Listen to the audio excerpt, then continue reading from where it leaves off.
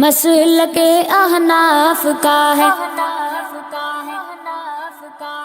ایک وکیل پاسباں،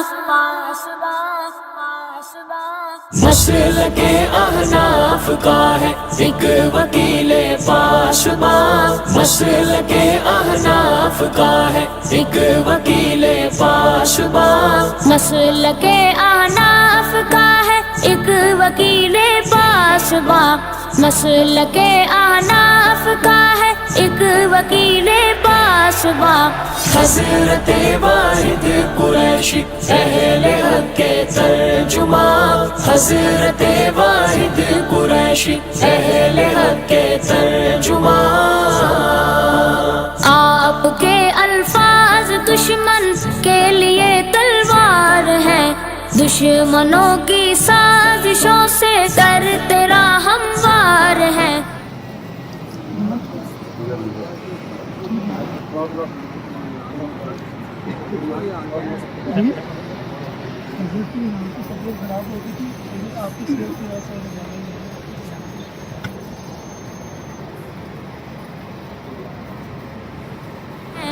آپ کے الفاظ دشمن کے لیے تلوار ہیں، دشمنوں کی سازشوں سے در تیرا ہموار ہیں، آپ کے حجت ہے دشمن کے لیے تیغ برا، آپ کے حجت ہے دشمن کے لیے تیغ برا، مسلک احناف کا ہے ایک وکیل پاسباں، مسلک احناف کا ہے ایک وکیل پاسباں، حضرت واحد قریشی اہل حق کے ترجماں، حضرت واحد قریشی اہل حق کے ترجماں،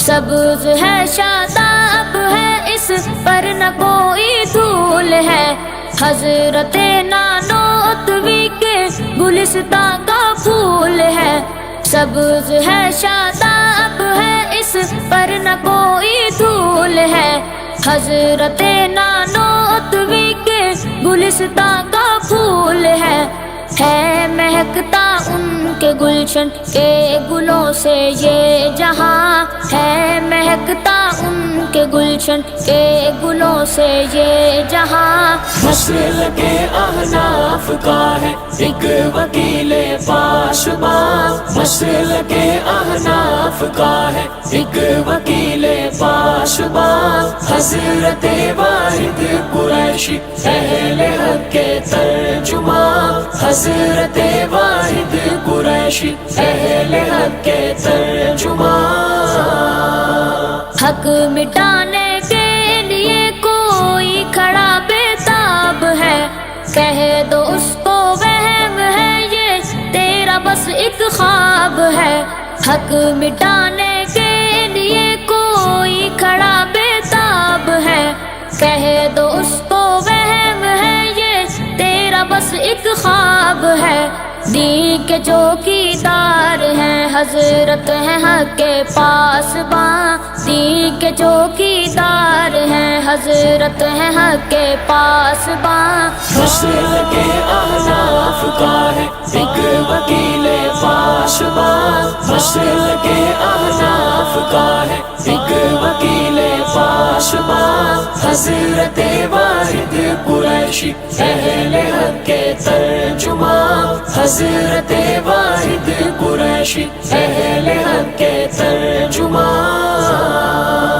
قدر و قیمت ان کی پوچھو تم وحید اقبال سے، کر رہا ہے باخبر دشمن کی ہر ایک چال سے، قدر و قیمت ان کی پوچھو تم وحید اقبال سے، کر رہا ہے باخبر دشمن کی ہر ایک چال سے، میرے مرشد میرے ربر آئی لو یو جان جا، میرے مرشد میرے رہبر آئی لو یو جان جا، مسلک احناف کا ہے ایک وکیل پاسباں، مسلک احناف کا ہے ایک وکیل پاسباں، حضرت واحد قریشی اہل حق کے ترجمان حضرت واحد قریشی اہل حق کے ترجمان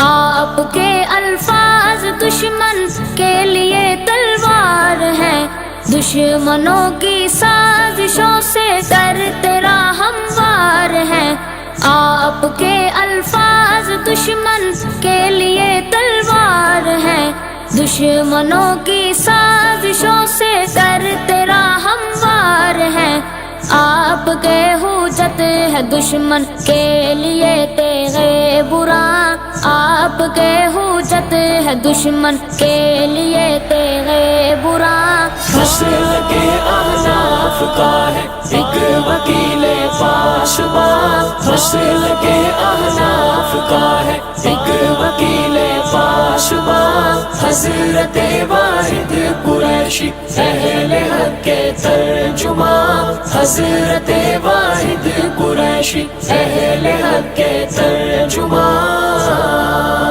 سبز ہے شاداب ہے اس پر نہ کوئی دھول ہے حضرت نانوتوی کے گلستان کا پھول ہے سبز ہے شاداب ہے اس پر نہ کوئی دھول ہے حضرت نانوتوی کے گلستان کا پھول ہے مہکتا ان کے گلشن کے گلوں سے یہ جہاں ہے مہکتا ان کے گلشن کے گلوں سے یہ جہاں نسل کے احناف کا ہے ایک وکیل پاسبان مبسملا ومحمدلا ومصلیا ومسلما اما بعد قال اللہ تبارک وتعالی والذین اوتوا العلم درجات اللهم صل على محمد وعلى آل محمد كما صليت على إبراهيم وعلى آل إبراهيم إنك حميد مجيد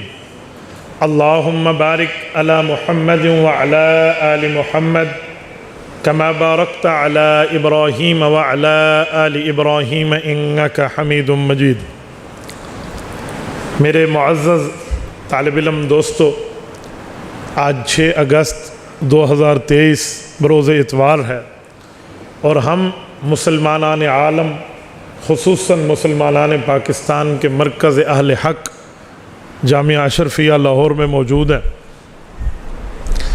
میری ابھی طبیعت اتنی خراب تھی جب میں بحریہ سے چل کے ادھر آیا تو میں نے آتے ہی ان سے کہا کہ آپ سرانہ لگا دیں میں سو جاتا ہوں میں اٹھ کے بات نہیں کر سکتا اتنی طبیعت خراب تھی لیکن جامعہ کی برکت سمجھے میں آپ کے سامنے وضو تازہ کر کے تازہ دم ہو کے بیٹھا ہوا ہوں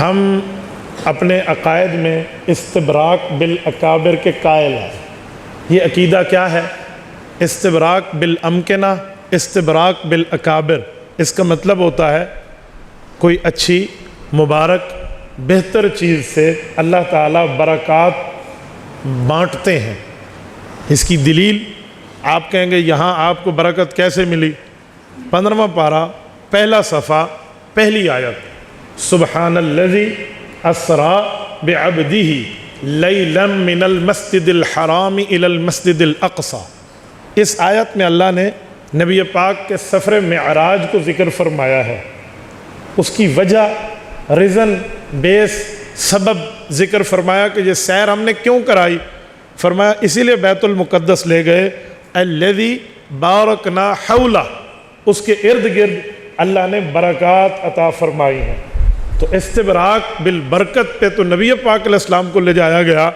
تو جہاں حدیث پڑھی جائے قرآن پڑھا جائے حکیم الامت حضرت تھانوی رحمۃ اللہ علیہ کے ڈائریکٹ استفادہ کرنے والے جہاں لوگ ہوں تو اس کی برکت سے بھی اللہ صحت عطا فرما دیتا ہے میں نے آپ کی خدمت میں 2-4 باتیں عرض کرنی ہیں اور اگر کوئی دینی حوالے سے تدریسی حوالے سے سبق کے حوالے سے کوئی سوال اگر آپ لکھیں تو میں انشاءاللہ اس کا جواب بھی دوں گا کیونکہ ہم سبق میں بیٹھے ہیں یہ کوئی باہر کا کوئی چوک کا جلسہ نہیں ہے یہ کوئی احتجاجی پروگرام نہیں ہے تو اس حوالے سے اگر آپ اپنے سبق کے حوالے سے اس عنوان کے حوالے سے جو بات آپ لکھیں گے انشاءاللہ فقیر اس کا جواب دے گا میرے دوستو سب سے پہلی اور بنیادی بات یہ ہے کہ ہم لوگ نبی پاک صلی اللہ علیہ وسلم کی وراثت کو حاصل کرنے کے لیے یہاں جمع ہے، تو سب سے پہلے اپنا رتبہ سمجھو۔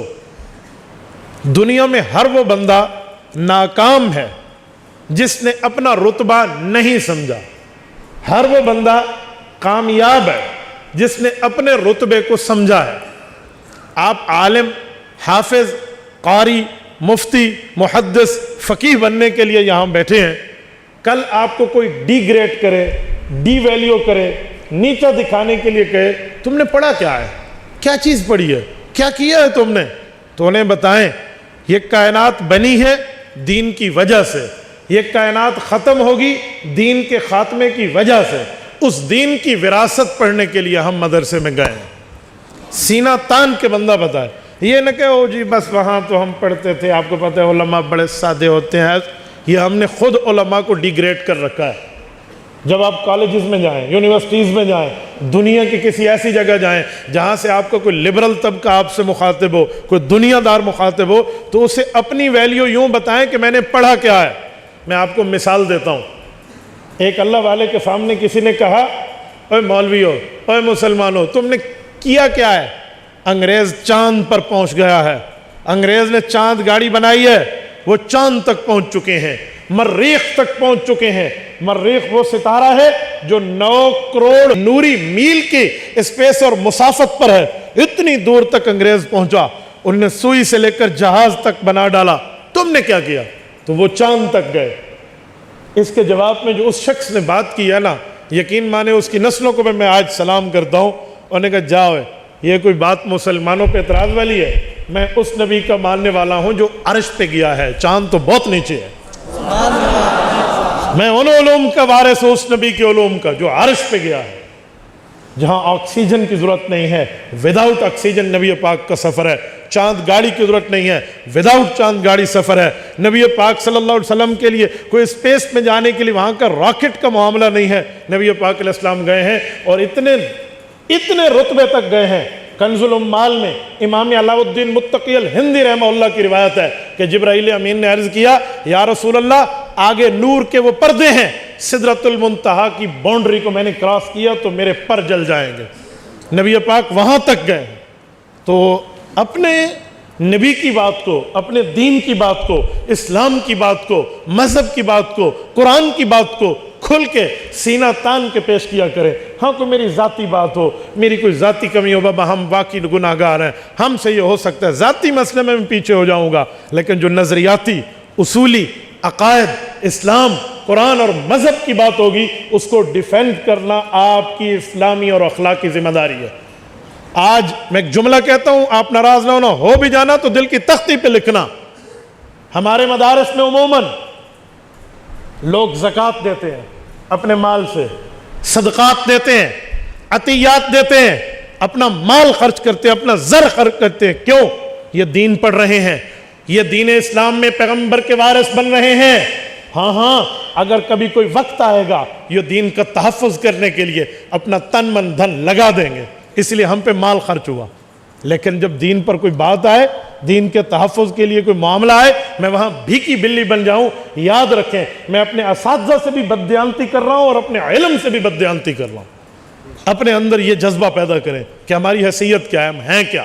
میں دوسرے لفظوں میں آپ کو بتاؤں، ہم داعی ہیں دین کے، تو دین کا داعی جب اپنی دعوت کو خود نہیں سمجھے گا، آگے خاک سمجھائے گا۔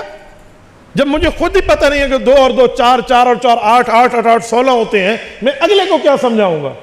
تو میں تب سمجھا پاؤں گا جب مجھے ایک بات پہ شرح صدر ہوگا۔ آپ کہیں گے کیسے؟ اٹھائیے سورت نمبر 20 سورت طٰہٰ 16واں پارہ، دوسرا رکوع کھولیے۔ قال رب اشرح لي صدري ويسر لي امري واحلل عقدة من لساني يفقهوا قولي۔ یہ 3 چیزیں بعد میں ہے، شرح صدر پہلے ہے۔ کیوں؟ اللہ میرے اوپر میرا کام کھول دے۔ یہ وقت کا جلیل القدر نبی صاحب الطور حضرت موسیٰ بن عمران علیہ السلام کا جملہ ہے، اللہ مجھے شرح صدر دے دے۔ کیا معنی؟ اللہ میں نے اس نبوت کے کام کو لے کے عالم کفر سے ٹکرانا ہے، فرعون جیسی سپریم پاور کافر طاقت سے ٹکرانا ہے، تو اللہ میرے اوپر میرا کام کھول دے۔ یہ ہے رب اشرح لی صدری۔ پھر اس کے بعد اسباب مانگے، پھر یسر لی امری مانگی، واحلل عقدۃ من لسانی عوامی زبان مانگی، اور یفقہوا قولی اس کا نتیجہ مانگا. یہ بعد میں، میں صرف اشارے دے رہا ہوں، آپ اکثر دورہ حدیث کے ہیں تو صرف اشاروں میں بات کرو، ایک ایک چیز سمجھا نہیں رہا. تو اس طرح دیکھیں، یہ انبیاء کا طریقہ ہے، یہ انبیاء کا کام ہے. اور ایک پیغام اور بھی دیتا ہوں، دین میں نرمی کہاں ہے، دین میں سختی کہاں ہے. آج آپ جب دنیا داروں کے پاس جائیں گے وہ ایک جملہ کہتے ہیں، ہمارے نبی پاک تو بڑے نرم تھے. مثلا میں قادیانیت کی بات اٹھا لیتا ہوں، مرزائیت کی بات اٹھا لیتا ہوں. جس وقت ہم سختی میں بات کرتے ہیں یا ہمارے خطبہ یوں بازو چڑھا کے کہتے ہیں مرزا این سی، تو لوگ کیا کہتے ہیں، قادیانی کیا پراپاگنڈا. حضور علیہ السلام تو بڑے نرم تھے، اے مولوی بڑا سخت ہو گیا، یہ ہو گیا. نرمی کی اللہ کے رسول نے. یاد رکھ لیں، اس پراپاگنڈے کا جواب بھی سن لو. نبی پاک نے کہاں نرمی کی، کہاں سختی کی، یہ وہ آدھی بات بتاتے ہیں، پوری بات بتائیں نا. اگر نرمی ہے تو بدر کیوں ہے، نرمی ہے تو احد کیوں ہے، نرمی ہے تو خندق کیوں ہے، نرمی ہے تو خیبر کی جنگ کیوں ہے، نرمی ہے تو تبوک کیوں ہے.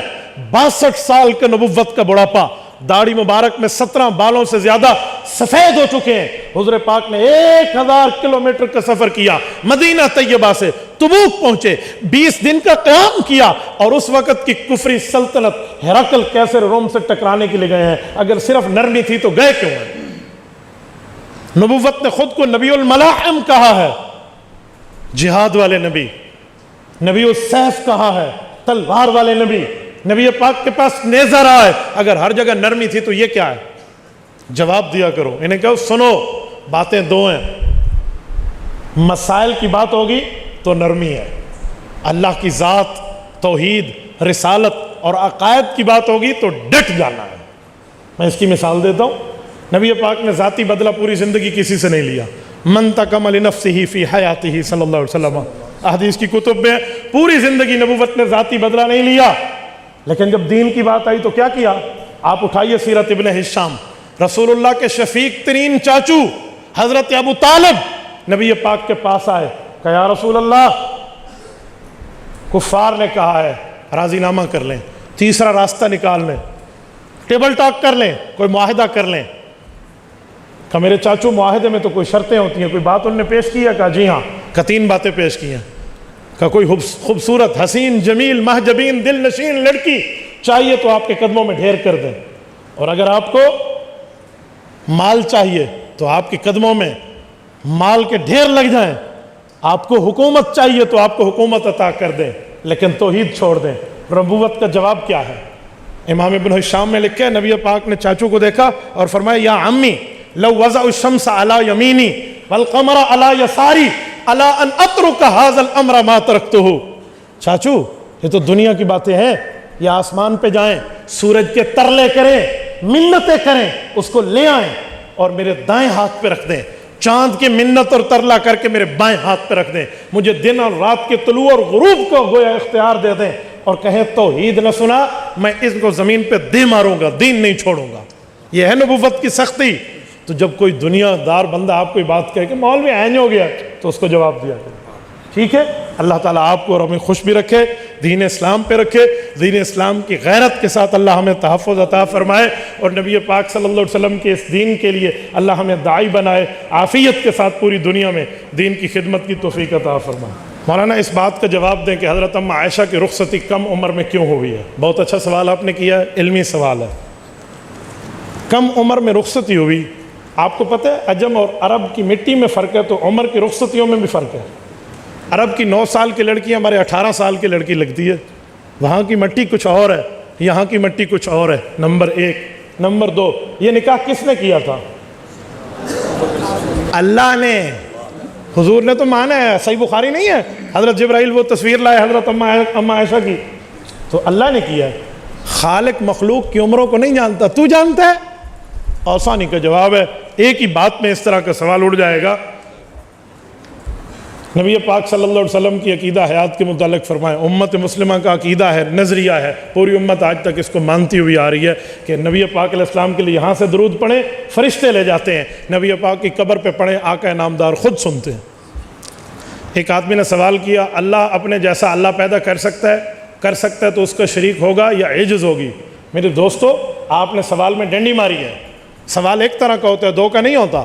اللہ اپنے جیسا اللہ پیدا کر سکتا ہے، یہ طاقت ہے، اور اس کو نہیں پیدا کر سکتا، یہ عجز ہے۔ کبھی مانعت الجمع اکٹھا، جو چیزیں جمع اکٹھی ہو سکے نا، وہ نہیں ہو سکتی کہ دن بھی ہو اور رات بھی ہو، ایسا نہیں ہو سکتا۔ آپ نہیں کہہ سکتے کہ مولانا آپ نے اس گنجے کو دیکھا ہے جو بڑے بڑے بالوں والا ہے، کہو گے؟ نہیں کہو گے، کیوں؟ بال اور گنجے میں فرق ہے۔ تو بھائی یا اللہ کی طاقت پوچھو یا عجز پوچھو۔ آپ نے دو باتوں میں ڈنڈی ماری ہے۔ میں منطق پڑھتا بھی ہوں، پڑھاتا بھی ہوں، مجھے بہت اچھی طرح سمجھ آتی ہے۔ نمبر ایک۔ نمبر دو، اللہ اپنے جیسا اللہ پیدا کر سکتا ہے۔ خدا کے بندے، جسے پیدا کیا جائے وہ اللہ نہیں ہوتا، پیدا کر سکتا ہے کیا ہے؟ لم یلد ولم یولد، پیدا کرنے والی بات نہیں ہوتی۔ قرآن مجید پہ اجرت لینا کیسا ہے؟ گھروں میں جا کے ختم پڑھنا، کھانا کھانا کیسے ہے بھائی؟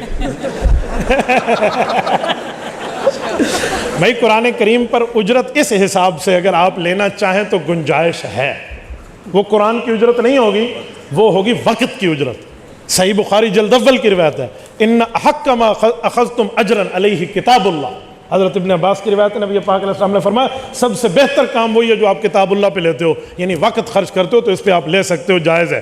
باقی گھروں میں جا کے ختم اور یہ کھانا، حضرت معتمیم صاحب دامت برکاتہ، مولانا فضل رحیم صاحب تشریف لائیں گے، میں ان کے حکم پہ بات کر رہا ہوں، یا ان سے پوچھ لیں، انشاءاللہ کما یلیق بشانہ ہی اس کا جواب دیں گے۔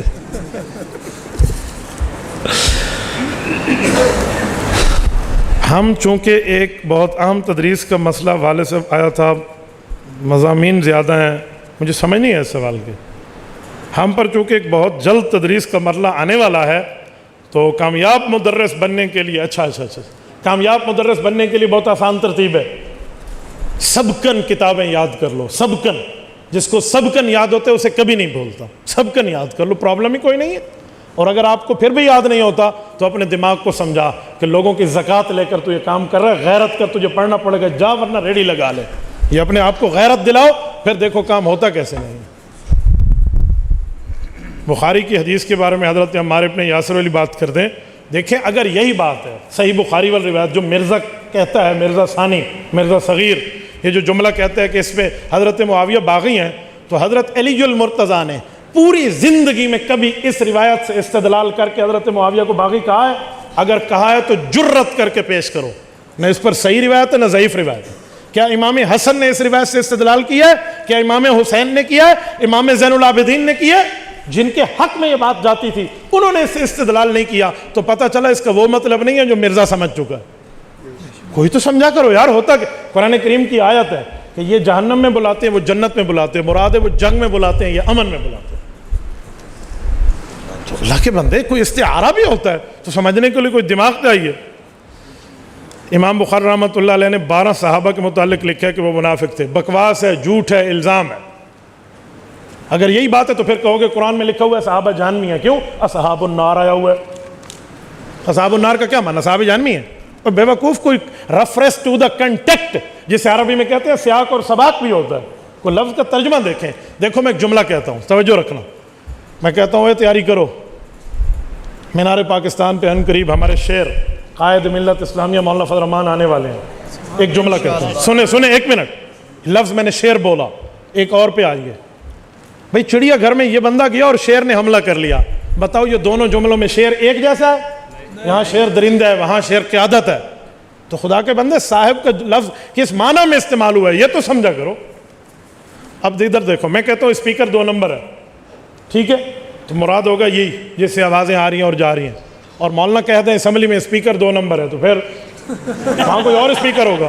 اور لفظ دیکھا جاتا ہے کہاں بولا گیا ہے۔ مرزا بیچارہ الچٹو من الڈگر ہے، اس کو ککھ ہی نہیں پتا، وہ اسی لیے پریشان ہو جاتا ہے۔ مروان بن حکم کے بارے میں بتا دیں، صحابیت میں اختلاف ہے ان کا۔ مفتی صاحب ماہیت باری تعالیٰ کے بارے میں وضاحت فرمائیں، ماہیت ذاتی ہے یا علمی ہے؟ ماہیت نہیں ہے بیٹا، معیت ہے، لفظ سیکھیں۔ اللہ تعالیٰ کی معیت ذاتی ہے، اسے معیت علمی لازم ہے۔ کبھی اللہ کی صفت اللہ کی ذات سے جدا نہیں ہے، جہاں صفت وہیں ذات، جہاں ذات وہیں صفت، یہ نہیں ہو سکتا۔ حضرت قاری صاحب یہاں ہیں اور ان کی قرات ان کے گھر میں ہے، جہاں قاری صاحب وہاں قرات، جہاں اللہ وہیں صفت، آپ صفت کو کبھی جدا نہیں کر سکتے موصوف سے۔ پیر و مرشد استاد محترم سوال ہے، کتب احادیث کتب فقہ میں اکثر جگہ دیکھیں ہیں صاحبین کے امام صاحب کے ساتھ اختلاف ہے، کبھی فتویٰ صاحبین کے قول پہ فقہ حنفی تو نہ رہی، فقہ یوسفی ہو گئی۔ بہت اچھا سوال کیا آپ نے۔ اس سوال کا جواب 8 سالوں کی کتابوں میں نہیں ہے، دور حدیث تک نہیں ہے۔ 9ویں سال کی کتاب جب آپ شامیہ اٹھائیں گے، مقدمہ شامی میں اس کا جواب موجود ہے۔ امام ابو یوسف فرماتے ہیں ما قلت قولا فیہ خالفت ابا حنیفۃ الا قد کان قالہ، یہ اس کا جواب ہے۔ امام ابو یوسف فرمانے لگے، امام ابو حنیفہ رحمہ اللہ ایک مسئلے پہ کئی قول ارشاد فرماتے، یہ بھی جائز، یہ بھی جائز، یہ بھی جائز، یہ بھی جائز، دلائل کی بنیاد پہ۔ پھر کسی ایک قول کو ترجیح دیتے، وہ عند ابی حنیفہ ہوتا، جس کو یہ ترجیح دیتے وہ عند الصاحبین ہوتا۔ میں آپ کو کہتا ہوں یہاں سے آپ ڈیرہ اسماعیل خان جانے کے لیے چلیں، M3 بھی جاتی ہے، M4 بھی جاتی ہے، لیکن میں M3 موٹر وے سے جا رہا ہوں، M4 سے نہیں جا رہا۔ اگر میں M3 سے گیا تو یہ میرا قول بن جائے گا، آپ M4 سے جائیں آپ کا قول بن جائے گا، لیکن ہوگا وہ بھی میرا کہ ریکمینڈ میں نے کیا ہے۔ تو امام ابو یوسف یا امام محمد نے جس کو ترجیح دی ہے وہ اصل میں قول ابی حنیفہ ہے۔ ما قلت قولا، فرمایا میں نے کوئی قول نہیں کیا خالفت ابا حنیفہ جس میں امام صاحب کی مخالفت کی، الا قد کان قالہ، بلکہ امام صاحب کا وہ ایک پہلے قول ہوتا تھا۔ تو آپ اس کو پڑھ لیں گے تو انشاءاللہ کوئی اعتراض نہیں ہوگا۔ جرح تعدیل کے حوالے سے کچھ فرما دیں، کتب کا مطالعہ بتا دیں، دنیا میں روحیں آتی ہیں کیا مطلب؟ میرے دوستو، جرح تعدیل کے بارے میں مستقل اسماء جرح و تعدیل اسماء الرجال کے علوم میں آپ اس کو ضرور پڑھ سکتے ہیں، لیکن پہلے دورہ حدیث تو کر لیں۔ اللہ تعالیٰ آپ کو خوش و خرم رکھے، اللہ پاک دین حنیف پہ رکھے، دین اسلام پہ رکھے۔ اقول قولی ھذا واستغفر اللہ وآخر دعوانا ان الحمد للہ رب العالمین۔